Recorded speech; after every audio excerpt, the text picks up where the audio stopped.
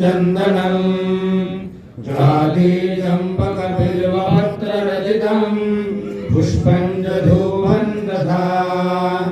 दीपं देवदयानिधे पशुपते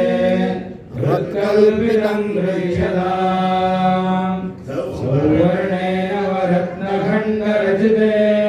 पात्रे धृतं पायसं भक्ष्यं पञ्चविधं पयोदधियुतं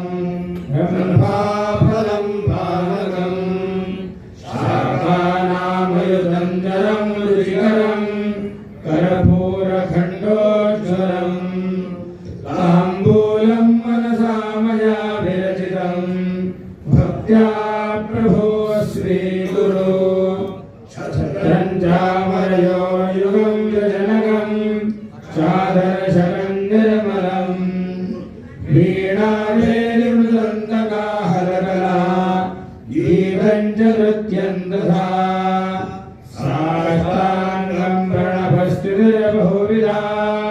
एतत्समस्तं मया सङ्कल्पेन समर्पितं तव विभो पूजां गृहाण प्रभो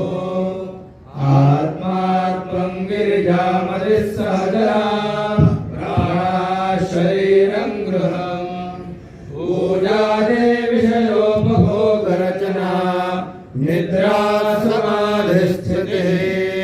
सञ्चारः पदयो प्रदक्षिणविधिः स्तोत्राणि सर्वागिरो यद्यत्कर्म करोमि तत्तदखिलं